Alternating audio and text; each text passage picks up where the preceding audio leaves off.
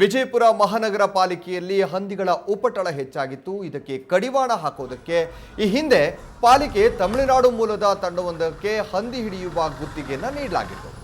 ಆ ತಂಡ ಒಂದೆರಡು ದಿನ ಹಂದಿ ಹಿಡಿಯುವ ಕಾರ್ಯಾಚರಣೆಯನ್ನು ಕೂಡ ಮಾಡಿದ್ರು. ಆದರೆ ಯಾವಾಗ ಕಾವೇರಿ ಗಲಾಟೆ ಶುರುವಾಯಿತೋ ಆಗ ಆ ತಂಡ ಹಂದಿ ಹಿಡಿಯುವ ಕಾರ್ಯಾಚರಣೆ ನಡೆಸಿ ತಮಿಳುನಾಡಿಗೆ ಈ ಒಂದು ಕಾರ್ಯಾಚರಣೆಯನ್ನು ನಿಲ್ಲಿಸಿ ತಮಿಳುನಾಡಿಗೆ ಹೋಗಿದ್ದಾರೆ.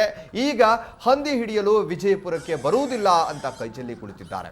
ಇದರಿಂದ ನಗರದಲ್ಲಿ ಹಂದಿಗಳ ಕಾಟ ಹೆಚ್ಚಾಗಿದ್ದು ಅವುಗಳಿಂದ ಕಡಿತದ ಪ್ರಕರಣಗಳು ಕೂಡ ಹೆಚ್ಚಾಗ್ತಾ ಇದ್ದು ಪಾಲಿಕೆ ಅಧಿಕಾರಿಗಳ ವಿರುದ್ಧ ಜನರು ಹಿಡಿ ಶಾಪವನ್ನ ಹಾಕ್ತಾ ಇದ್ದಾರೆ.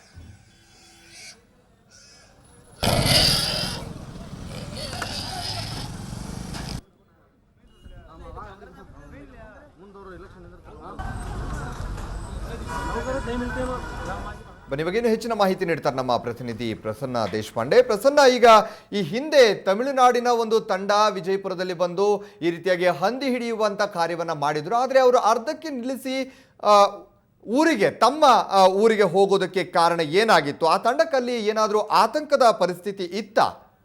ನಿಜ ಹರೀಶ್, ತಾವು ಹೇಳದಂತೆ ಇಲ್ಲಿ ಏನು ಕಾಗಿ ಕುರುದಕ್ಕೂ ಟೊಂಗೆ ಮುರಿಯೋದಕ್ಕೂ ಅಂತ ಹೇಳ್ತಾರೆ. ಕಾಕತಳಿ ಎಂಬಂತೆ ಈ ಒಂದು ಹಂದಿ ಹಿಡಿಯುವಂತಹ ತಂಡ ತಮಿಳುನಾಡಿಂದ ಬರ್ತಿದ್ದಂತಾನೆ, ಅಂದ್ರೆ ಕಳೆದ ತಿಂಗಳು 20ರಂದು ಇಲ್ಲಿ 2 ದಿನ ಇವರು ಕಾರ್ಯಾಚರಣೆ ನಡೆಸಿ 1000ಕ್ಕೂ ಅಧಿಕ ಹೆಚ್ಚು ಹಂದಿಗಳನ್ನ ಇವರು ಹಿಡ್ಕೊಂಡು ತಮ್ಮ ರಾಜ್ಯಕ್ಕೆ ತಳ್ಳಿದ್ರು. ಅಂದ್ರೆ ಪ್ರಮುಖವಾಗಿ ಇಲ್ಲಿ ಮಹಾನಗರ ಪಾಲಿಕೆ ಆಯುಕ್ತ ಹರ್ಷ ಶೆಟ್ಟಿ ಮತ್ತು ಆ ತಮಿಳುನಾಡಿನ ಒಂದು ಏನು ತಂಡ ಇದೆ, ಹಂದಿ ಹಿಡಿಯುವಂತಹ ತಂಡ ಇದೆ, ಆ ತಂಡದ ನಡುವೆ ಒಂದು ಒಡಂಬಡಿಕೆ ಆಗಿತ್ತು ಅಂತ ಹೇಳಿದ್ರೆ, ನಾವು ಇದಕ್ಕೆ ಯಾವುದೇ ಹಣದ್ರೂಪವಾಗಿ ಇದಕ್ಕೆ ನಾವು ಹಣವನ್ನ ನೀಡುವುದಿಲ್ಲ. ಅದ್ರ ಬದಲಾಗಿ ನೀವು ಹಂದಿಗಳನ್ನ ಎಷ್ಟು ಹಿಡಿತೀರಿ ಆ ಎಲ್ಲ ಹಂದಿಗಳನ್ನ ನಿಮ್ಮ ಊರಿಗೆ ಕೊಂಡೊಯ್ಯಬಹುದು ಮತ್ತು ಅವುಗಳನ್ನ ನೀವು ಮಾರಾಟ ಮಾಡಬಹುದು. ಅದರಿಂದ ಬಂದಂತಹ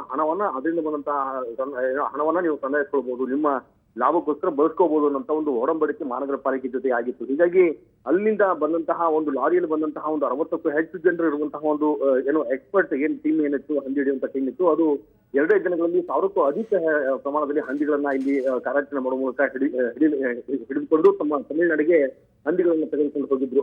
ಅಂತಹ ಸಂದರ್ಭದಲ್ಲೇ ಇಲ್ಲಿ ತಮಿಳುನಾಡಿನ ಒಂದು ಕಾವೇರಿ ಜಲ ವಿವಾದ ಒಂದು ಭುಗಿಲೆತ್ತು. ಅಂತಹ ಒಂದು ದಿನಗಳಲ್ಲಿ ಪ್ರತಿಭಟನೆ ತಾವು ಕೂಡ ಸಾಕಷ್ಟು ಹೆಚ್ಚಾಗಿತ್ತು. ಮತ್ತು ಪ್ರಸನ್ನ, ಮತ್ತೆ ನಾನು ನಿಮ್ಮನ್ನ ಸಂಪರ್ಕ ಮಾಡ್ತೀನಿ. ಈಗ ನಮ್ಮ ಜೊತೆ ದೂರವಾಣಿ ಸಂಪರ್ಕದಲ್ಲಿ ಮಹಾನಗರ ಪಾಲಿಕೆ ಆಯುಕ್ತರಾದಂತಹ ಹರ್ಷ ಶೆಟ್ಟಿ ಅವರಿದ್ದಾರೆ. ನಮಸ್ಕಾರ ಹರ್ಷ ಅವರೇ.